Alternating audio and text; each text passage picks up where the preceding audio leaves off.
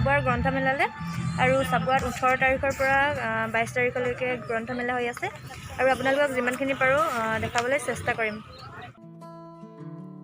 ঐতিহ্যমণ্ডিত চাবুৱাত এইবাৰ প্ৰথমবাৰৰ বাবে গ্ৰন্থমেলা হৈছে আৰু আপোনালোকক যিমানখিনি পাৰোঁ মই গ্ৰন্থমেলাৰ পৰিৱেশ দেখাবলৈ চেষ্টা কৰিম।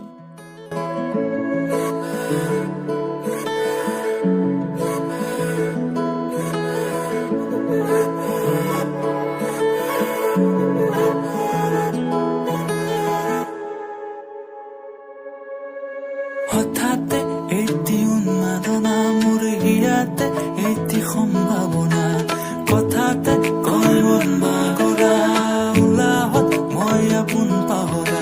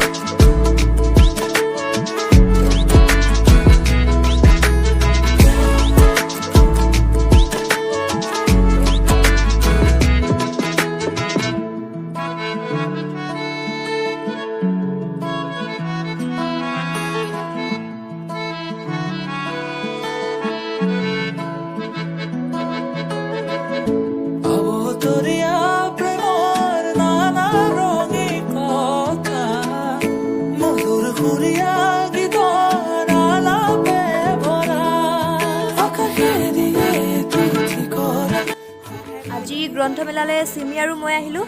এতিয়া চাইছোঁ কিতাপ কোনখন লওঁ, আপোনালোকক দেখাম কোনকেইখন কিতাপ মই ল'লোঁ।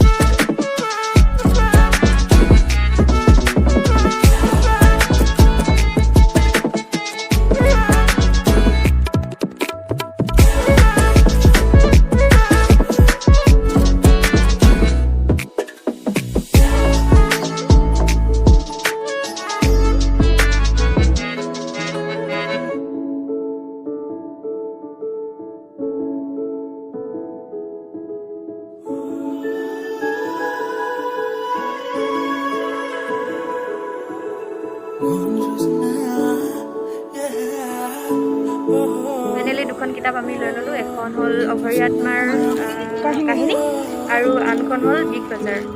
আৰু কেনেকুৱা লাগে ঘৰত এতিয়া গৈ পঢ়ি চামগৈ। তো আজিৰ ভিডিঅ'টো ইমানেই আছিল আৰু আপোনালোকে ভিডিঅ'টো চাই ভাল পাব বুলি আশা থাকিল আৰু ভিডিঅ'টোত লাইক, শ্বেয়াৰ, কমেণ্ট আৰু ছাবস্ক্ৰাইব কৰিবলৈ নাপাহৰিব।